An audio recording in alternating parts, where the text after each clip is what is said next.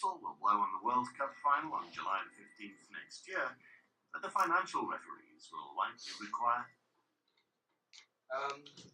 So as you have seen, there's concerns that because it's in Russia, it's not one of the greatest countries you can think of, and that they're concerning whether if I sponsor the World Cup, we might leave them with a worse brand image. But this is not a problem if you're a Chinese company or if you're a Middle East country, because essentially they're not doing very great either. So first of all, let's look at Wanda Group. It's a properties group in China. It's actually a massive one, and it's increasing in many sectors. And now they've gone into the film industry. They've got insurance. They have got real estate, and they've even got microcredit to many consumers. And so essentially, Wanda Group builds properties, then sell them off. And there's one scandal behind them, because if you want to build properties, you need to get the land from China, and the process of getting the land is not very clean. Many have said that there's corruption behind the group and the government, because many of the land area that they've acquired are in very central, very expensive areas. So that's one of the accusations. But apparently they're not very worried, and they want to re-establish their brand image in the World Cup. And you should have seen them on like the advert sides of the pitch, but we'll watch the video later on. And then there's Gazprom. This is a Russian oil company, and it holds the world's largest natural gas reserves. That's its headquarters in Moscow. It supplies to Russian and foreign consumers, and it's signed first contract to supply China in 2014. And I think, especially this is a Russian company, and they've also been sponsoring many football clubs like Schalke 04 and many German clubs, in, especially in the football area. That is just another one. And third one is Vivo, and that's a mobile phone making company. I think some of us have already had the phone. It's a very growing company, and over the past few years, it used to be a very small one where it used to make bricks, and but now it's just at the very first, the most specialty was the hi-fi sound system, and literally their sound system is so good that many people who own them use them to play music and stuff. But afterwards, they're just improving, exploiting foreign markets. And I think the sponsoring World Cup would probably be the most profitable for Vivo, apart from other companies, because they're essentially making it aware to more people around the world, because it's a worldwide tournament.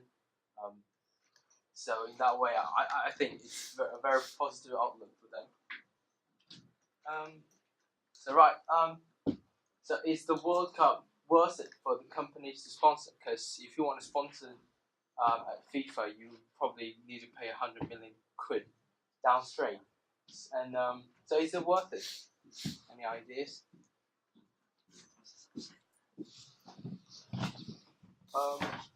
I think it's worth it for the brand image. Like McDonald's have done it a few times, and I think it's helped them. And I think because although it's like it might affect them where it is, the World Cup's such a popular thing, with everyone. I'm not sure they're that bothered.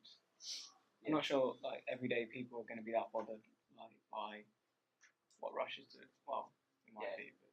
Yeah, I mean it's not that bad, is it? And especially if you got the McDonald's Fantasy League, you wouldn't really bother when McDonald's is sponsoring Russia or something.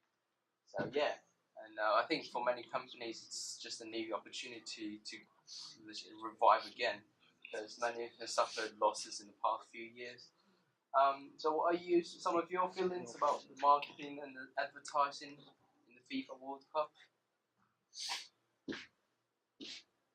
So I think at the moment they're doing quite well, and they're not doing massively, but you'll be aware of some of the companies, or you might just ignore something.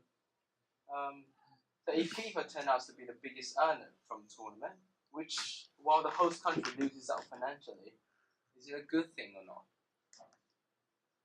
I think you could argue it's like definitely not a good thing for Russia if they're having to like spend all this money on infrastructure and actually losing out in terms of their. Because Brazil is not doing great after the World Cup, is it? But then they lose out in the short term, but maybe in the long term with all this infrastructure they'll gain from it. So maybe that's what FIFA is saying. And I don't think it's that. I think it's all right for the country. Because in the short term, FIFA is earning like 2.5 billion, while the country like Brazil, South Korea might struggle a bit to very first.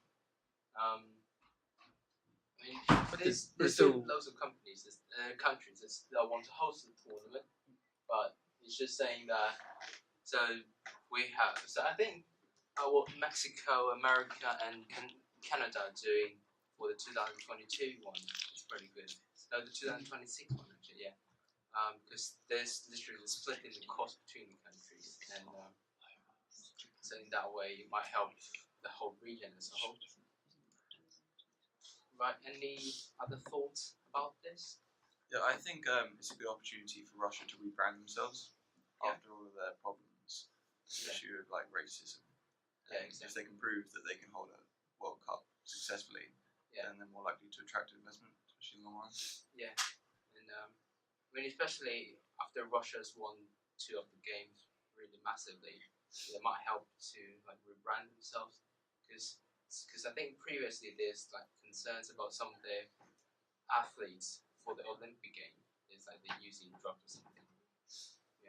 And like nothing like at the Euros, the English fans got beaten up by the Russians, but none of that's happened yet. So maybe it could be a good thing, not just for Russia's infrastructure, but also their brand. Because if all the fans are safe in Russia, it's been a very peaceful tournament. I think it's just going to help Russia to brand themselves and.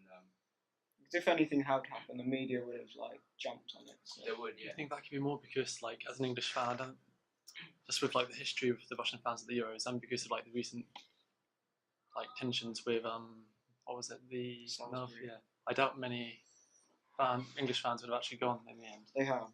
Have they?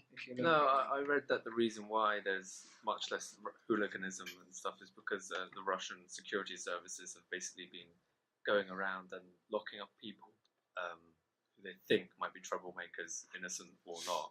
They don't really care. They just think, rather have 10 innocent people in jail as long as the one, hooligan or potential terrorist ends up locked up, and they've basically just kept them detained without judicial process for the whole World Cup. So that's why the safety and the lack of hooliganism right now because of that. The media made a scene out of it. If that had happened, then the media would have pounced on that immediately. That's just normal in Russia. The media don't really mind. To them it's just arrest. Media all around the world. I guess they keep it quite quiet. Oh, it was on the BBC actually. They were talking about that. Yeah, how they were dealing with the terrorism threat in Russia during the World Cup. Yeah. So the media do report on it. I don't think anyone really cares. As long as the football's good. Yeah, exactly. Yeah. I mean, it's not been a massive scale, has it? Because otherwise there'll be like a massive concern. I mean. As in like. Because they still they're not arresting everyone in the streets. They're just arresting a lot of people. Yeah. Exactly. Yeah. So I mean that's one of the things because it just makes you safer. Because I think the Brazilian one last time was quite unsafe, wasn't it? There's like thefts and drugs, all of that going on. I mean, their police force are not. I think they tried, but they had like those surveyors. It's quite difficult to police that, isn't it? It is, yeah. And there's a problem there. You can't do that in Brazil. You can't just arrest them. Yeah, there's more rule of law in Brazil than there is in Russia.